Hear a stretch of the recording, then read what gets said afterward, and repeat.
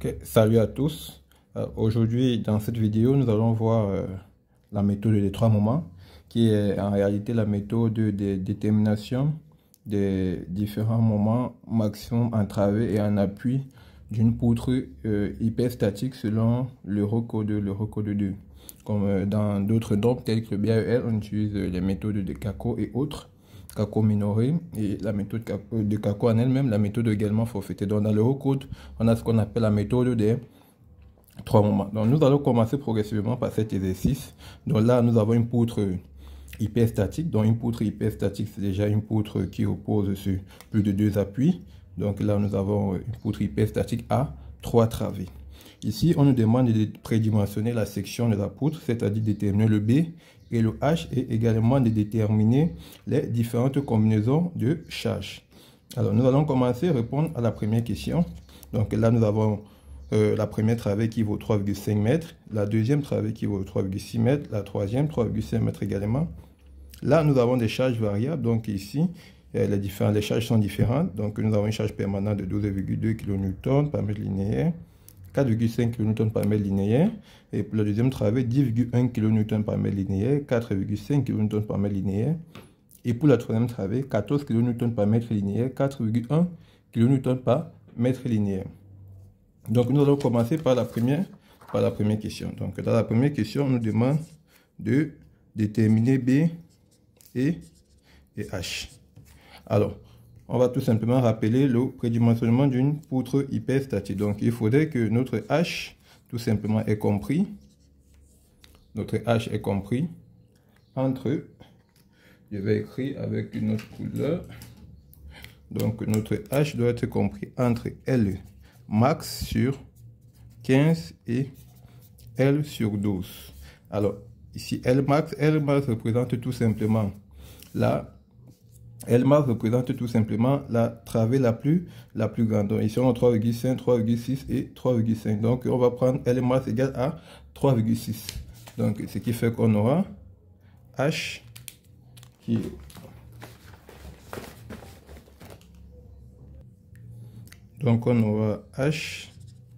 est compris entre 3,6 sur 15 et 3,6 sur 12.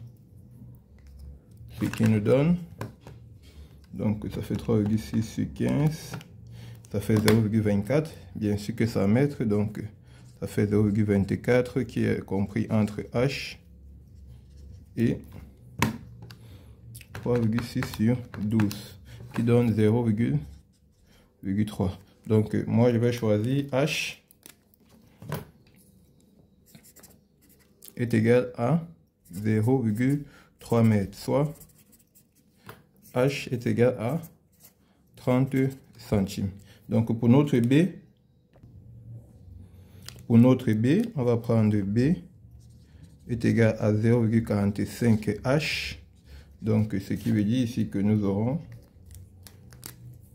B qui sera égal à 0,45 multiplié par 30, qui va nous donner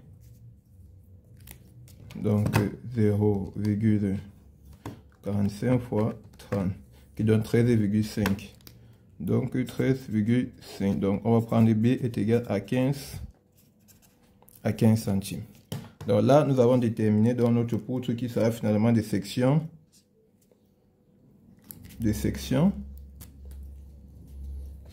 15 par 30. Ça donc c'est la dimension de notre poutre. Alors, nous allons maintenant répondre à la deuxième question, celle de déterminer les combinaisons de charges. Alors, ici on va déterminer en petit 2, on va déterminer, je vais abréger les combinaisons de charges. Alors, donc déjà, ce que vous devez savoir, c'est que le nombre de combinaisons, que je vais abréger, NC, au M est égal au nombre de travées, plus 1. Ça veut tout simplement dire que, vu que ici, dans notre cas, nous avons combien? Nous avons 1, 2, 3 travées. Ça veut dire que nous aurons combien de combinaisons? Nous aurons donc nombre de combinaisons qui sera égal à 3 plus 1. Ceci implique que notre nombre de combinaisons, donc sera égal à 4. Maintenant, il faudra donc qu'on détermine ce type de combinaison. Alors, dans les combinaisons, il s'agit de savoir quelle travée sera chargée, quelle travée sera déchargée, donc de passer ces différentes combinaisons afin de déterminer les moments maximum en travée et les moments maximum au niveau des appuis. Donc, on va passer donc ici pour déterminer donc ces combinaisons. Donc, on va commencer ici. Nous avons 3 travées. Nous avons cette première travée. Donc, je vais refaire le schéma pour représenter les combinaisons. Donc, nous pouvons avoir le cas ici chargé, déchargé et chargé. Alors, ce cas-ci va nous permettre tout simplement, dans ce premier cas qu'on appelle la combinaison CDC, donc ça c'est la combinaison CDC, qui va nous permettre d'avoir le moment max au niveau de la travée 1 et le moment max au niveau de la travée 3. Ça, c'est la première combinaison CDC. La deuxième combinaison, on va déterminer le moment maximum en travée numéro 2. Pour déterminer le moment maximum en travée numéro 2, il faudrait qu'on charge la travée numéro 2 et qu'on décharge les travées de riff. Donc là, nous avons ce qu'on appelle la combinaison DCD, cette fois. DCD, donc cette combinaison DCD, qui nous permet cette fois d'avoir le moment maximum en travée 2. Ici, c'est en travée 1, ici, c'est en travée 3. Maintenant, on va passer au moment maximum au niveau des appuis. Donc là, je vais mettre ici le nom de la combinaison, c'est la combinaison DCD. Ensuite, nous allons passer à la quatrième combinaison qui nous permet d'obtenir cette fois le moment maximum en appui. Pour cela, on doit charger les deux appuis, les deux travées adjacentes au niveau de l'appui. C'est-à-dire que si on veut déterminer le moment maximum au niveau de cet appui, on doit charger la travée, les deux travées qui lui sont adjacentes, c'est-à-dire la travée de gauche et la travée de droite. Donc pour cela, on va commencer par exemple, pour cet appui. Donc, c'est-à-dire, on va charger, si je dois me référer à ce que j'ai dit. Donc, on doit charger cette travée pour déterminer le moment maximum au niveau de cet appui, puis décharger celle-ci. Donc, ici, ça nous permet tout simplement d'obtenir donc le moment au niveau de l'appui. Ici, je vais mettre appui, ça c'est l'appui. Notons les appuis, c'est 0, 1, 2 et 3. Donc, nous permet d'avoir le moment au niveau de l'appui numéro 1. Donc, ça c'est la combinaison CCD. Ensuite, nous avons donc la quatrième combinaison qui nous permet d'avoir le moment maximum au niveau de cet appui. Donc, comme je l'ai dit, cette fois, on va plutôt charger ces travées et ces travées. Donc là, ça nous donne quoi? Ça nous donne ce schéma. Donc là. Donc, comme je l'ai dit, on décharge ici, on va charger ça et on va charger ceci. Donc, ça nous permet d'obtenir notre quatrième combinaison qui est la combinaison donc DCC. Alors, dès que cela est fait, donc nous avons nos différentes combinaisons, donc nos 4 combinaisons finalement CDC qui nous donne le moment maximum au niveau de la travée 1, au niveau de la travée 2, la combinaison DCD qui nous donne le moment maximum en travée 2, la combinaison CCD qui nous donne le moment maximum au niveau de l'appui 1 et la travée DCC qui nous donne le moment maximum au niveau de l'appui 2. Après cela, on passe maintenant à la détermination de ces différentes valeurs. Alors, lorsque un appui il est chargé, c'est-à-dire lorsqu'on note l'appui C, c'est-à-dire le cas chargé, ici la valeur est égale à quoi? 1,35 G plus 1,5 Q. Et lorsque la valeur elle est déchargée, donc D est égal à 1,35 tout simplement G. Alors, ce qui veut dire que nous allons tout simplement revenir et on va tracer un petit tableau. Donc je vais essayer de le faire là. Donc un petit tableau. Donc à ce niveau, qu'est-ce que vous mettez? Vous allez mettre ici LI. Donc on va mettre LI ici pour mettre le nom de la travée, donc en mètres. Ensuite vous mettez les travées 3,5 mètres. Ensuite ici 3,6 mètres. Ensuite 3,5 mètres. En deux vous mettez le numéro, donc ici on va mettre travée. On va mettre travée numéro 1, travée numéro 2 ici, et travée numéro 3. Ensuite, on va passer aux charges permanentes, donc on va passer au GI. Alors, d'après mon exercice, on va regarder notre tableau. Donc, le premier GI, donc on va mettre ici QI. Donc, on va regarder notre tableau. Donc là, on a 12,1,2. Ici, QI, 4,5. Bien sûr, on précise ici en kilonewton par mètre linéaire. Bien sûr, en kilonewton également par mètre linéaire. Ensuite, ici, G2, on a 10,1. Ici, on a également 4,5. Et à ce niveau, on a 14. Et ici, on a 3,5. Alors, généralement, ce que je vous conseille, c'est de faire ce tableau donc une fois sur un fichier Excel qui sera automatisé plus tard. Donc, à ce niveau, vous venez donc maintenant remplacer les combinaisons que vous avez déterminées. Donc là, vous allez mettre combinaison C, DC. Ici, vous allez mettre combinaison D, CD. Ici, combinaison C, CD, puis combinaison D, C, C. Alors,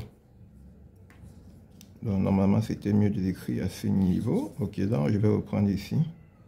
Donc, on va mettre les combinaisons. Ici, c'est CDC, DCD, CCD et DCC. Voilà. Donc, dès que c'est bon, on revient donc pour ce cas ici, on a CDC, c'est-à-dire que la première travée, elle est chargée, la deuxième travée, elle est déchargée, et la troisième travée, elle est chargée. Donc, si la première travée est déchargée, ça veut dire que si je prends tout simplement un brouillon, je prends un brouillon, là, je vais écrire ici.